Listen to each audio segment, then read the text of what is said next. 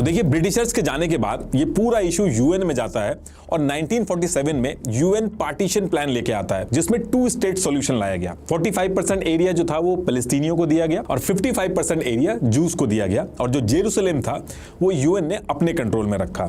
ये वो मैप है। ऑरेंज वाला पार्ट पैलेस्टीन का है, ग्रीन वाला पार्ट इजराइल का है और ये पिंक वाला पार्ट जो जेरूसलेम है ये यूएन ने अपने पास रखा है। अब जैसे यूएन ये 2 स्टेट सॉल्यूशन पास करता है तो इजराइल तो खुशी खुशी इसको एक्सेप्ट कर लेता है क्योंकि उसके तो मन की बात हो जाती है, लेकिन अरब कंट्रीज इस चीज को मानने से साफ मना कर देती हैं क्योंकि वो 2 स्टेट सॉल्यूशन नहीं डिमांड कर रहे थे। अरब चाहता था कि सिंगल स्टेट प्लान हो। देखिए 2 स्टेट प्लान मतलब कि 2 कंट्रीज बनाई जाएंगी, इजराइल और पैलेस्टीन, और 1 स्टेट प्लान मतलब कि एक ही कंट्री बनेगी, मान लो पैलेस्टीन बनेगी और उसी के अंदर क्रिश्चियंस, मुस्लिम और जूस रहेंगे, वहां मुस्लिम लॉ फॉलो होगा। तो आप नोटिस करोगे जब भी इजराइल और पैलेस्टीन का जो मसला है उसको सुलझाने की बात होती है तो ऑल ओवर वर्ल्ड में 2 स्टेट सॉल्यूशन और सिंगल स्टेट सॉल्यूशन की बात होती है। ज्यादातर कंट्रीज 2 स्टेट सॉल्यूशन की बात करते हैं। तो यूएन 2 स्टेट प्लान इंप्लीमेंट करता है और इजराइल इसको बड़े ही आराम से मान लेता है। 14 मई 1948 को इजराइल इंडिपेंडेंस अनाउंस कर देता है और स्टेट ऑफ इजराइल बना देता है। अब पैलेस्टीन जो था उसकी कोई लीडरशिप नहीं थी, मिलिट्री नहीं थी, तो वो रिटेलिएट नहीं कर पा रहा था। तो अरब कंट्रीज पैलेस्टीन के सपोर्ट में आती हैं।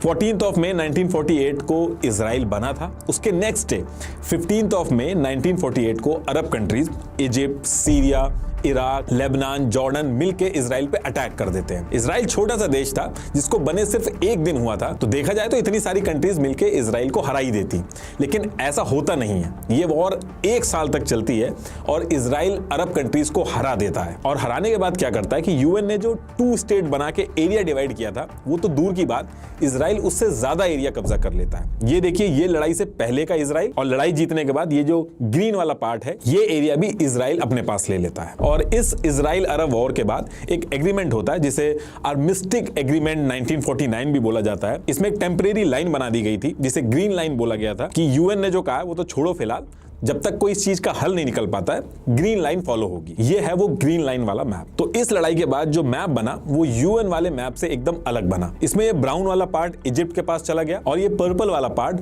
जॉर्डन के पास गया, और इस जॉर्डन वाले पार्ट को वेस्ट बैंक बोला गया क्योंकि ये जॉर्डन रिवर के वेस्ट में था। बाकी सब इजराइल के पास चला गया। देखिए इजराइल पैलेस्टीन की वॉर काफी पुरानी है और ये आज तक चलती आ रही है। अब जब ये सारी चीजें हुई तो पैलेस्टीन के लिए तो कोई जगह बची ही नहीं और एक तरह से पैलेस्टीन जो देश था वो पूरी तरीके से खत्म ही हो गया। और जब देश ही नहीं बचा तो ये जो 7 लाख पैलेस्टीनी थे ये रिफ्यूजी बन जाते हैं। इस दिन को पैलेस्टीनी आज की डेट तक भूले नहीं है।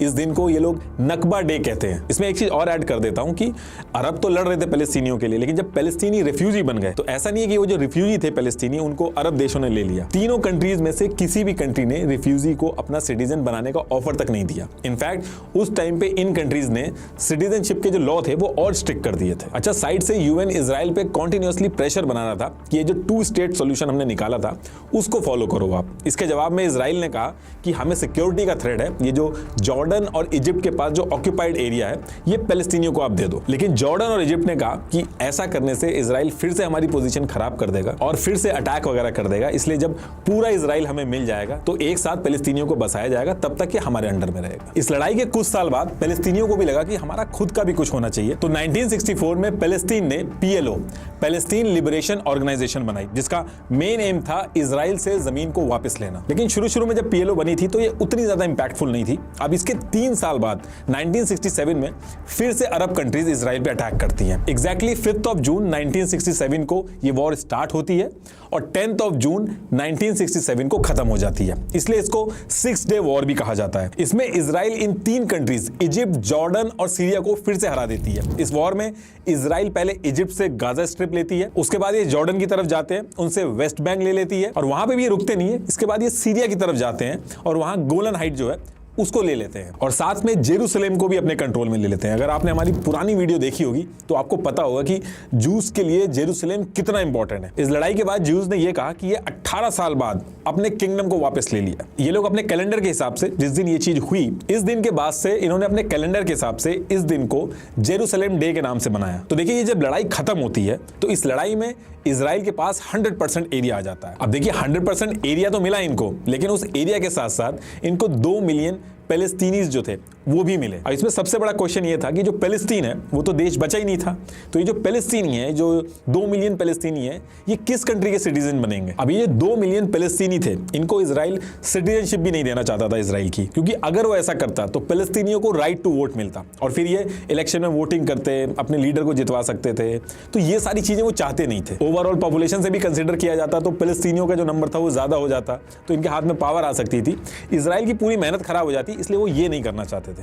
तो ना तो इन 2 मिलियन लोगों को ये सिटीजनशिप दे सकते थे इजराइल की, ना ये कहीं बाहर भेज सकते थे, ना उनको मार सकते थे, और ना ही इनके मन में ये था कि इनको अलग देश बना के दे दें। ऐसा नहीं था कि वेस्ट बैंक और गाजा जो है वो अलग देश बना के इनको दे दें, क्योंकि इनका मानना था कि इनकी सिक्योरिटी जो है वो रिस्क पे आ जाएगी ऐसे। तो इजराइल ने क्या किया, इन्होंने आइडेंटिफाई किया कि कौन कौन से वेस्ट बैंक और गाजा स्ट्रिप के ऐसे इलाके हैं जहां पे पैलेस्टीनियंस रहते हैं। हर गली और हर एरिया आइडेंटिफाई किया और उसको सेक्शन में बांट दिया और इस एरिया में मिलिट्री लगा दी, और फिर इनके आसपास के एरिया में धीरे धीरे करके जूस को सेटल करना शुरू किया, और जूस को वहां पे सेटल होने पे फ्री में लैंड और घर दिए जाते थे, और कई केस में तो सरकारी नौकरियां भी दी जाती थी। एक मैप से समझाता हूं कि मैं कहना क्या चाह रहा हूं। ये इजराइल का मैप है, ये वेस्ट बैंक है, और इस वेस्ट बैंक को जूम करेंगे तो ये देखिए ये ऐसे दिखता है। इसमें जो डार्क ब्राउन एरिया है ये पैलेस्टीनियंस के घर हैं, लाइट ब्राउन एरिया में पैलेस्टीनियंस के घर हैं और इजराइल की मिलिट्री कंट्रोल में है। इसमें जो ब्लू डॉट देख रहे हैं आप, इसमें इन्होंने जूस को सेटल किया है, और ये जो ब्लू स्क्वायर देख रहे हैं आप, यहाँ पे इन्होंने अपनी मिलिट्री के बेस रखे हैं, जिससे हर किसी की मूवमेंट जो है वो कंट्रोल की जा सके,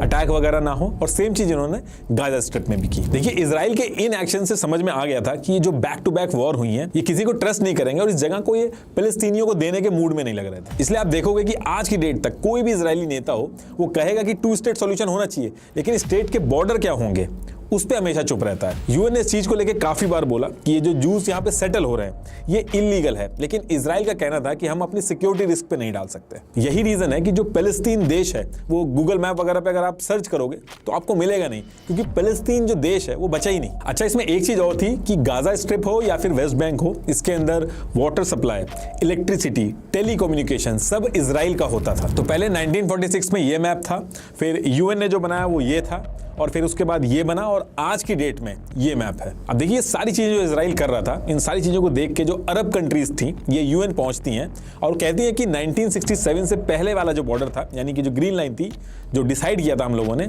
इजराइल को कह दीजिए कि उस पर वापस चले जाए, और जो गाजा पट्टी है, वेस्ट बैंक है और गोलन हाइट है, उसको आप हमें दे दीजिए। लेकिन इस बार इजराइल ने यूएन को भी मना कर दिया।